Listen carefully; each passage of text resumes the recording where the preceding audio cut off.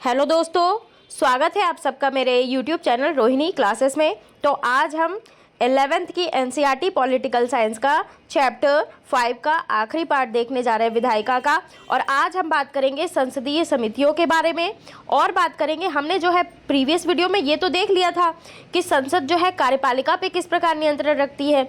आज हम ये बात करेंगे कि संसद जो है अपने ऊपर नियंत्रण कैसे स्थापित करती है, इसके बारे में बात करेंगे। और चैप्टर का एंड करेंगे हम इस चैप्टर के क्वेश्चन आंसर के साथ। तो चैप्टर बहुत ही रोचक पूर्ण होने वाला है, क्योंकि ये एग्जाम पॉइंट ऑफ व्यू से भी इम्पॉर्टेंट है और संविधान है, तो हमें अपने देश के संविधान के बारे में जानना ही चाहिए। ठीक है, तो चलिए बिना किसी देरी के स्टार्ट करते हैं। तो अब हम बात करेंगे संसदीय समितियां क्या करती हैं। उसके पहले हम ये जान लेते हैं कि संसदीय समितियां कहते किसे हैं।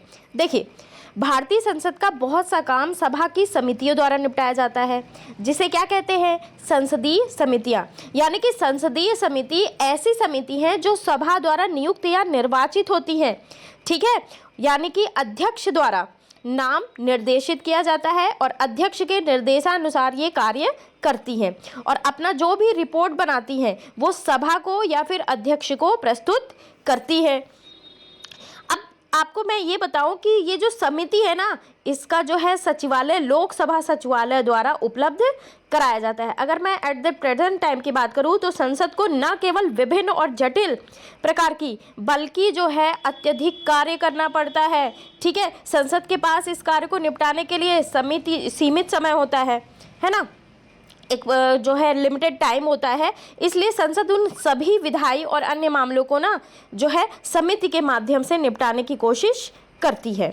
ठीक है, अब देखिए समितियां जो है कई प्रकार की भी होती हैं। अपनी प्रकृति के अनुसार संसदीय समितियां बेसिकली दो प्रकार की होती हैं। ठीक है, एक हो गई स्थायी समिति, एक हो गई तदर्थ समिति। स्थायी समितियां जो होती है वो नियमित समिति होती है। ठीक है, जिसका गठन जो है समय समय पर पार्लियामेंट के अधिनियम के उपबंधों और लोकसभा की प्रक्रिया और कार्य संचालन के नियम के अनुसार होता है। और जो तदर्थ समितियां होती है ना, ये किसी विशिष्ट प्रयोजन के लिए नियुक्त होता है। जैसे एक प्रॉपर काम हो, उस काम के लिए वो काम हो जाए और फिर वो काम समाप्त हो जाए। ठीक है, जब वो अपना प्रतिवेदन यानी कि रिपोर्ट प्रस्तुत कर देती है और उनका अस्तित्व वहीं के वहीं समाप्त हो जाता है। मोटे तौर पे अगर हम देखें तो ये समितियां बेसिकली इम्पॉर्टेंट पॉइंट अगर मैं बात करूं तो बेसिकली 4 प्रकार की होती है। पहली होती है लोक लेखा समिति। पहली क्या होती है, लोक लेखा समिति। इसके बारे में मैं आपको बताती हूँ। सॉरी, मुझे थोड़ा जुकाम भी हो गया है इस वजह से। तो लोक लेखा समिति के बारे में मैं आपको बताना चाहूँ तो देखिए, भारतीय संसद के ना कुछ चुने हुए सदस्यों वाली समिति है। भारत सरकार के खर्चों का जो है लेखा जोखा लेखा परीक्षा करती है, यानी कि ऑडिटिंग करती है। और ये जो समिति है ना, ये संसद द्वारा निर्मित है। तो लोक लेखा समिति, प्राक्कलन समिति यानी कि एस्टिमेट्स कमेटी, ये दोनों जो है एक दूसरे की जुड़वा बहन है। ठीक है, और इस समिति में ना ध्यान रखेंगे 22 सदस्य होते हैं, जिसमें ध्यान रखेंगे जिसमें 15 सदस्य होते हैं लोकसभा से और 7 सदस्य होते हैं राज्यसभा से। ठीक है, 1 वर्ष के लिए ये निर्वाचित किए जाते हैं। और ये जो समिति है भारत के नियंत्रक, यानी कि प्रीवियस पार्ट में मैंने आपको कैग के बारे में बताया था, नियंत्रक महालेखा परीक्षक के बारे में। तो ये जो समिति है ना, भारत के नियंत्रक महालेखा परीक्षक द्वारा दिए गए लेखा परीक्षण संबंधी जो रिपोर्ट है उसकी जाँच करती है। अब आइए देखें और क्या क्या करती है इस चैप्टर के माध्यम से। तो देखिए, विभिन्न विधायी कार्यों के लिए ना समितियों का गठन संसदीय कामकाज का एक महत्वपूर्ण पहलू है। ये समिति केवल कानून बनाने में ही नहीं बल्कि सदन के दैनिक कार्यों में भी अत्यंत महत्वपूर्ण भूमिका निभाती है। अब देखिए, चूंकि संसद केवल अपने अधिवेशन के दौरान ही बैठती है, या तो शीतकालीन सत्र में या ग्रीष्मकालीन सत्र में, इसलिए उसके पास एक लिमिटेड टाइम होता है। ठीक है, जैसा कि मैंने बताया अभी आपको। और किसी कानून को बनाने के लिए जो है समय और ध्यान दोनों देने की ज़रूरत पड़ती है, तो अतिरिक्त समय भी लगता है। तो इसके अतिरिक्त और भी महत्वपूर्ण कार्य होते हैं, जैसे विभिन्न मंत्रालयों को अनुदान की मांगों का अध्ययन, विभिन्न विभागों द्वारा किए गए खर्चों की जांच, भ्रष्टाचार के मामलों की जांच पड़ताल, है ना। तो संसदीय समितियां जो है ना, ये सब कार्य करती हैं। बात करूं मैं अगर 1983 से, तो 1983 से भारत में ना संसद की स्थायी समितियों की प्रणाली विकसित की गई है। और विभिन्न विभागों से संबंधित ऐसी 20 समितियां हैं, ठीक है। और ये स्थायी समितियां ना विभिन्न विभागों के कार्यों, उनके बजट, उनके खर्च और उससे संबंधित विधेयकों की देखरेख करती है। अब स्थायी समिति के अतिरिक्त जो है अपने देश में संयुक्त संसदीय समितियों को भी जो है अत्यंत महत्वपूर्ण स्थान मिला है। तो जो है इन जो है समितियों में ना संसद के दोनों सदनों के सदस्य होते हैं। जैसे कि मैंने अभी आपको बताया कि लोक लेखा कमेटी में कितने मेंबर होते हैं, 22 सदस्य होते हैं, 15 सदस्य लोकसभा के और 7 सदस्य राज्यसभा के। तो दोनों सभा के होते हैं मेंबर, ठीक है। और किसी विधेयक पर संयुक्त चर्चा और वित्तीय अनियमितताओं की जांच के लिए ये किया जाता है, इसका गठन, यानी कि संसद जो है संयुक्त संसदीय समिति का। और समितियों की ना इस व्यवस्था ने संसद का कार्यभार जो है वो हल्का कर दिया है। अनेक महत्वपूर्ण विधेयकों को जो है समितियों में भेजा गया, ठीक है। और संसद ने ना समितियों द्वारा किए गए काम के छिटपुट बदलाव करके उसको मंजूरी दे दी है। तो कानूनी नज़रिए से देखें तो संसद की मंजूरी के बिना तो बजट पास हो सकता है और ना ही जो है कोई विधेयक कानून बन सकता है, दोनों चीज़ नहीं हो सकती। लेकिन ये भी बात सच है कि समितियों द्वारा जो सुझाए गए चीज़ें हैं वो संसद शायद ही कभी नामंजूर करती हो। देखिए गॉडगिल ने क्या कहा है, जहाँ तक विधायिका की प्रकृति का सवाल है तो उस पर कुछ प्रतिक्रिया जो है बाधाएं देखें तो विधायिका पर कोई बाध्यता नहीं है। संसद अथवा विधायिका जो है इसकी संप्रभुता पर कोई सीमा नहीं है। तो ये कहा है गॉडगिल ने। अच्छा, द मोस्ट इम्पॉर्टेंट पॉइंट अब आता है, संसद स्वयं को कैसे नियंत्रित करती है। आप ये तो पढ़ चुके हैं कि संसद जो है बहस मुहावजे का मंच है, बहुत ज़बरदस्त बहस होती है, कोई अधिनियम हो चाहे बजट पेश हो कुछ भी हो, ठीक है, सारे मैटर पे। तो बहस मुबाहसे के जरिए ही संसद अपने सभी जरूरी काम को अंजाम भी देती है और ये सार्थक और अनुशासित ढंग से होना जरूरी है।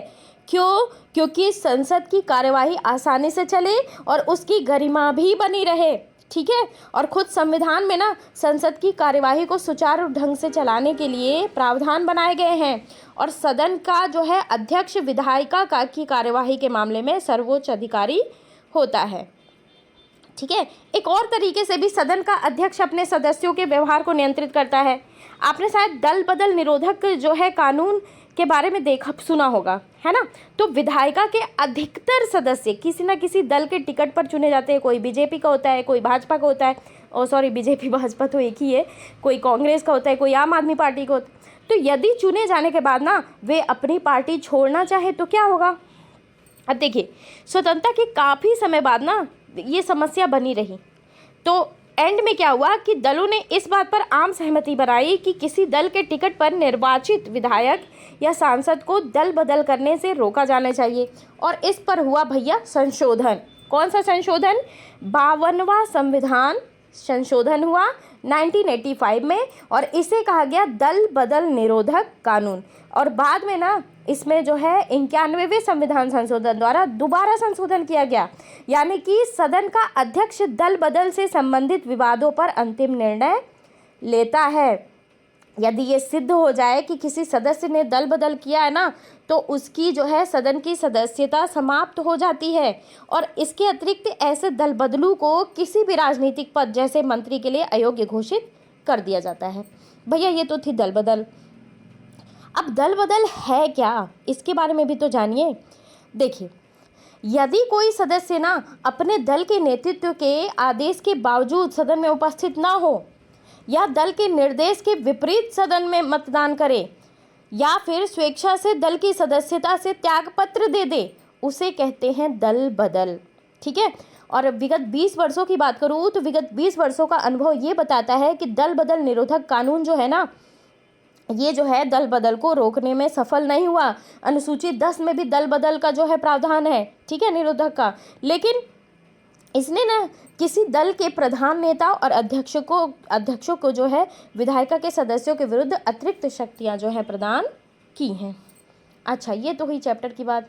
अब बात करते हैं निष्कर्ष क्या है इस चैप्टर का। देखिए क्या आपने संसद की कार्यवाही टेलीविज़न पर आंखों से देखा है? बिल्कुल मैंने तो देखा है और अगर आप लोगों ने नहीं देखा है तो ज़रूर देखिए एक बार, ठीक है।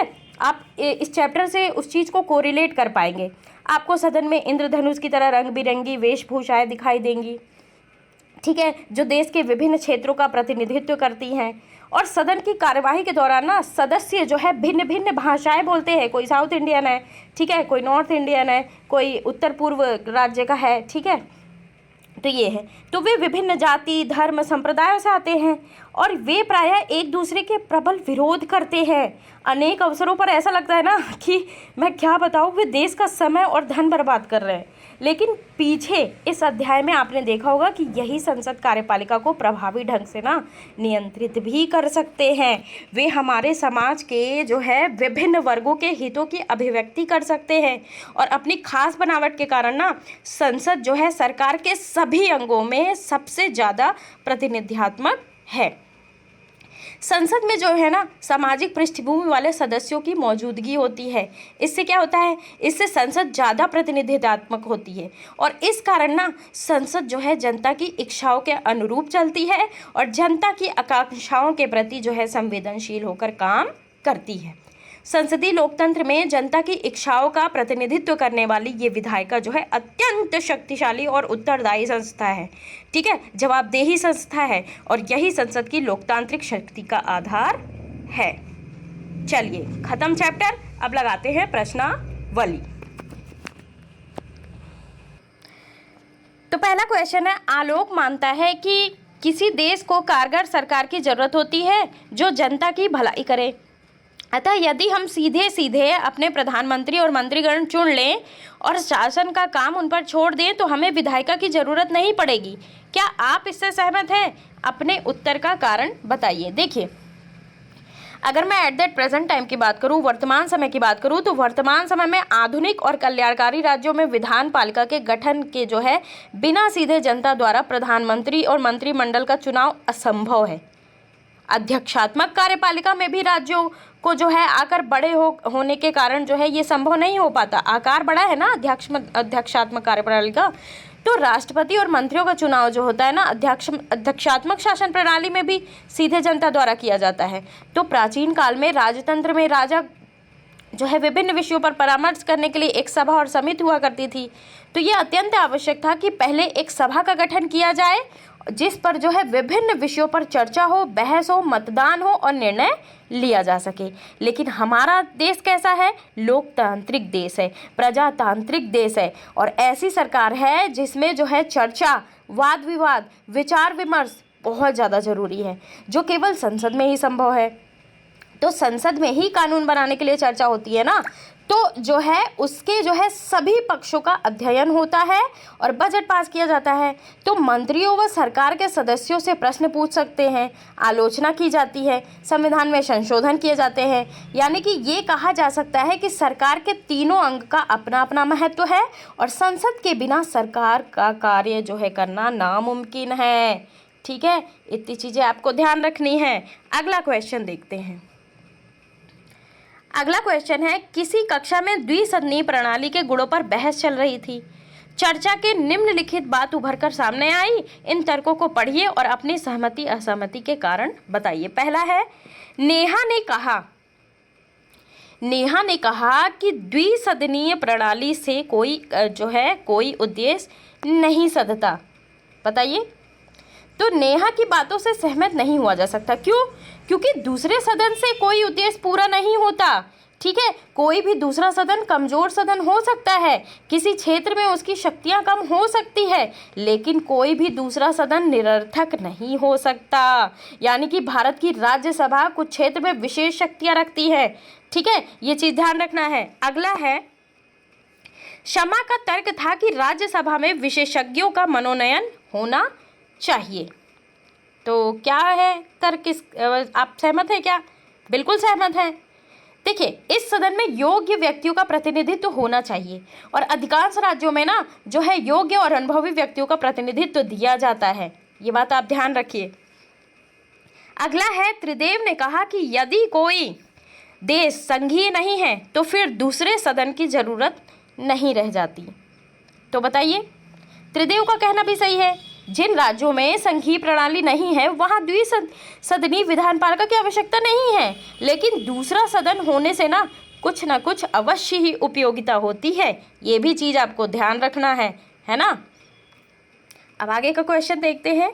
अगला क्वेश्चन है, लोकसभा कार्यपालिका को राज्यसभा की तुलना में क्यों कारगर ढंग से नियंत्रण रख सकती है? इसके बहुत सारे कारण हैं, ठीक है। देखिए, लोकसभा, राज्यसभा दोनों संसद के सदन हैं, ठीक है, और सरकार की जिम्मेदारी जो है वो दोनों सदनों के प्रति है। लेकिन लोकसभा के मुकाबले राज्यसभा इस क्षेत्र में कमजोर है और इसके विभिन्न कारण हैं। सबसे पहला कारण, सरकार से विभिन्न तरीकों से प्रश्न पूछना, आलोचना करना, काम रोको प्रस्ताव करना, बहिष्कार करना दोनों सदनों का अधिकार है। लेकिन सरकार के खिलाफ अविश्वास प्रस्ताव केवल लोकसभा में ही लाया जाता है। मेरी बातों पे ध्यान दीजिएगा, ठीक है।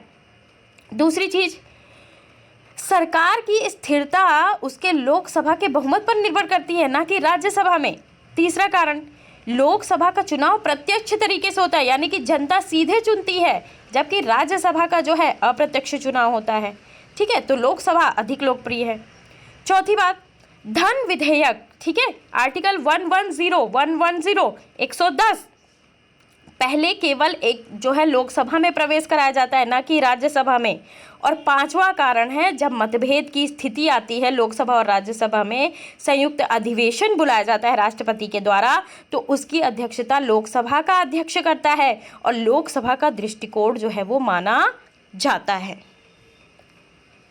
अगला क्वेश्चन है, लोकसभा कार्यपालिका पर कारगर ढंग से नियंत्रण रखने की नहीं बल्कि जन भावनाओं और जनता की अपेक्षाओं की अभिव्यक्ति का मंच है। क्या आप इससे सहमत हैं? अगर सहमत हैं तो कारण बताइए। देखिए, ये कथन काफ़ी हद तक सही है। कैसे सही है ये भी मैं आपको बता दूं। लोकसभा जन भावना और जनता की अपेक्षाओं की अभिव्यक्ति का मंच है। क्यों?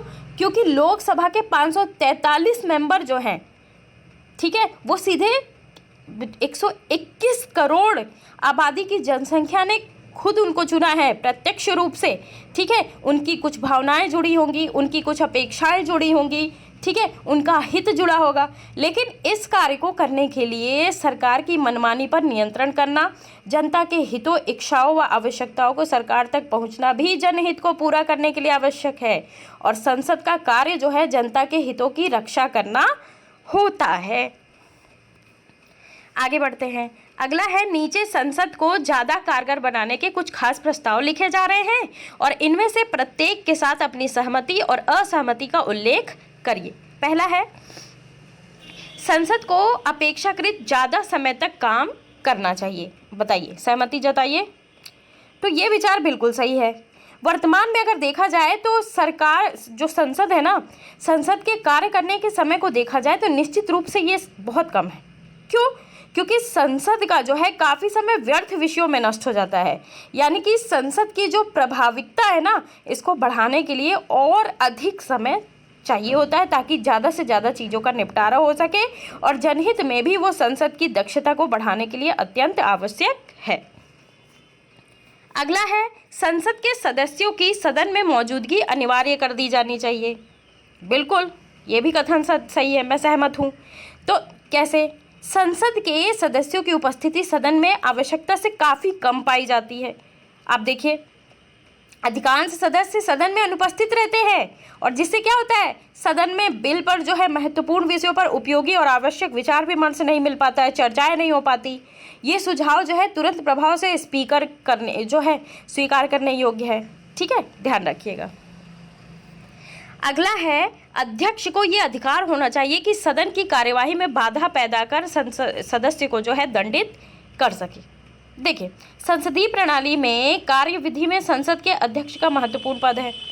अध्यक्ष के पास सदन की जो है कार्यवाही चलाने के लिए विभिन्न नियम होते हैं, जिसके आधार पर विभिन्न विषयों पर निर्णय लेना होता है, और सदन की कार्यवाही में ना बाधा डालने वाले सदस्यों को भी जो है यह नियम और परंपरा के आधार पर दंड दे सकता है। तो अध्यक्ष जो है निश्चित रूप से कुछ कार्य के लिए विवेकी अधिकार उसके पास होने चाहिए।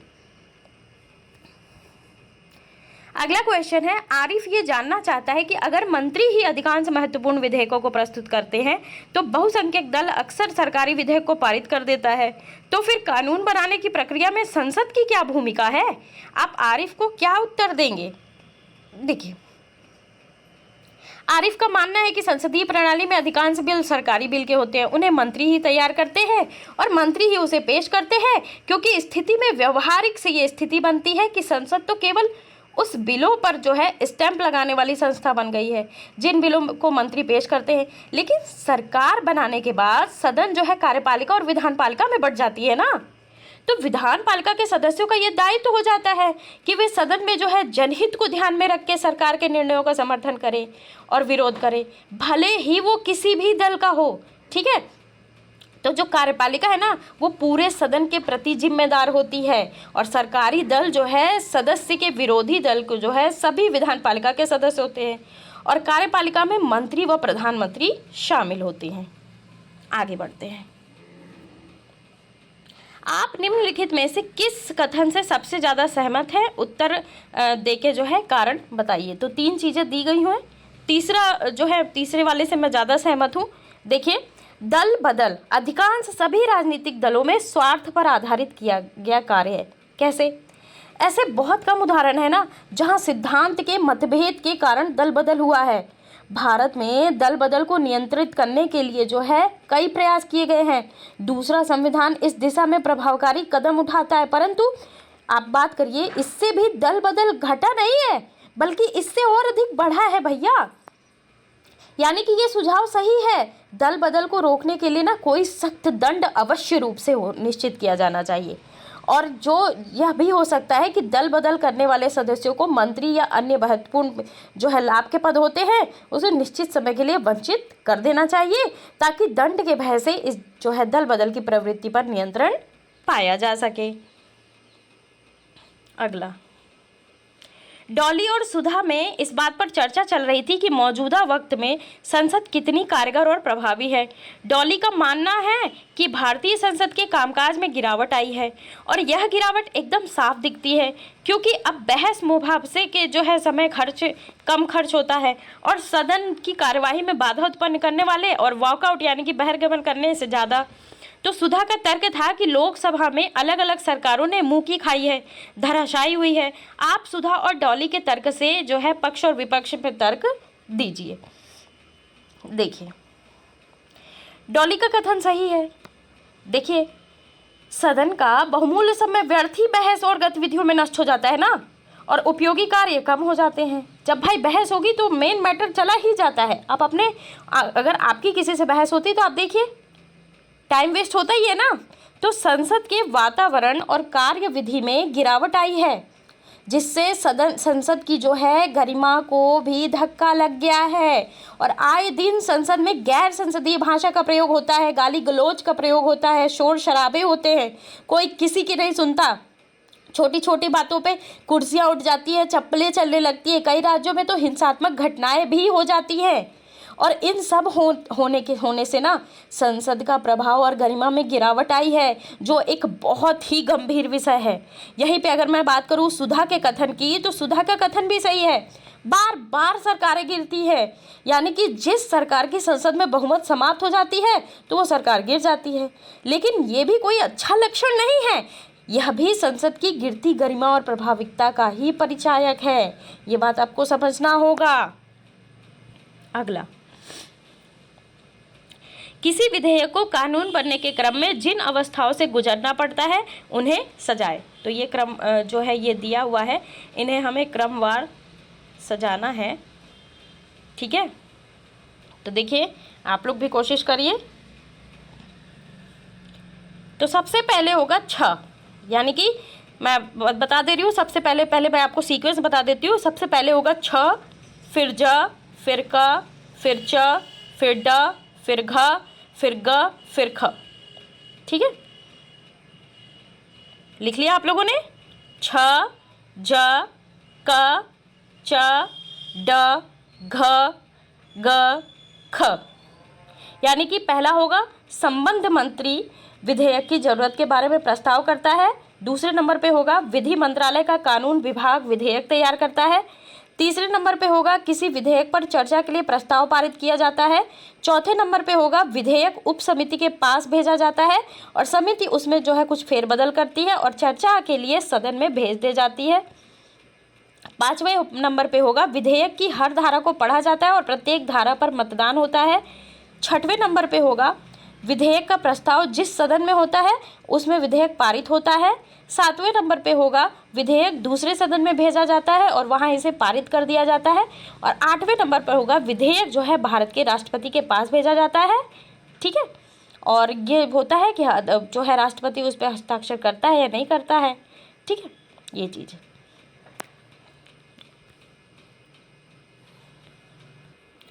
आखिरी क्वेश्चन है, संसदीय समिति की व्यवस्था से संसद के विधायी कामों के मूल्यांकन और देखरेख पर क्या प्रभाव पड़ता है? अच्छा प्रभाव पड़ता है। जैसा कि मैंने आपको चैप्टर में भी बताया है कि संसदीय सत्र जो है बहुत कम समय के लिए होता है, जिसमें महत्वपूर्ण मैटर हो गए, बहस हो गई तो नहीं हो पाती।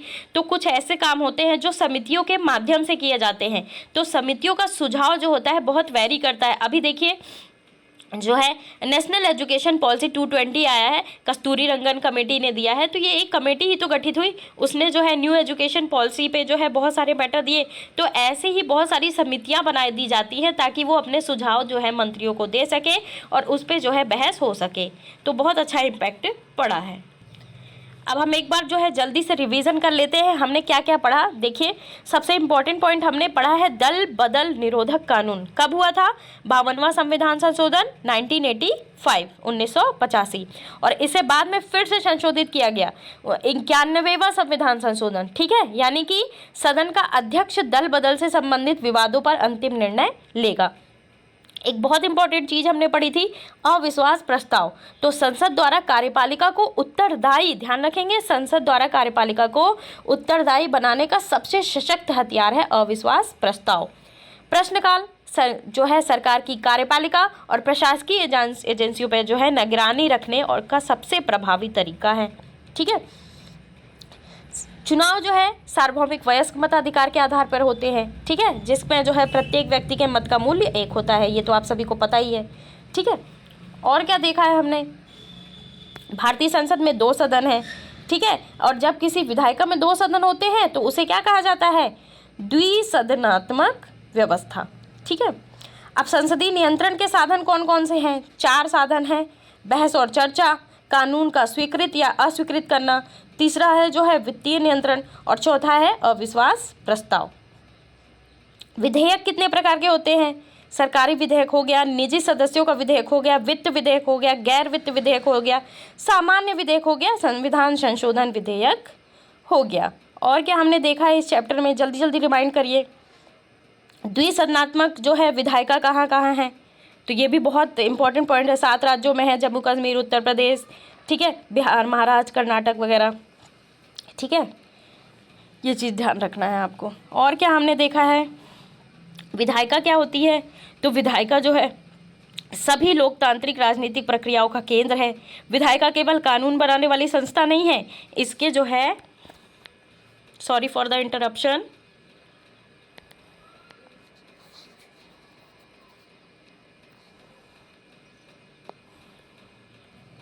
हाँ तो कहा थी मैं विधायिका के बारे में, है ना। लेकिन आज तीनों प्रकार की शक्तियाँ अलग अलग संस्थाओं में हैं। सदन को जो है इसकी बहस, बहिर्गमन, विरोध, प्रदर्शन, सर्वसम्मति, सरोकार, सहयोग, इन सबको जीवंत बनाए रखने के लिए विधायिका जो है बहुत इंपॉर्टेंट है।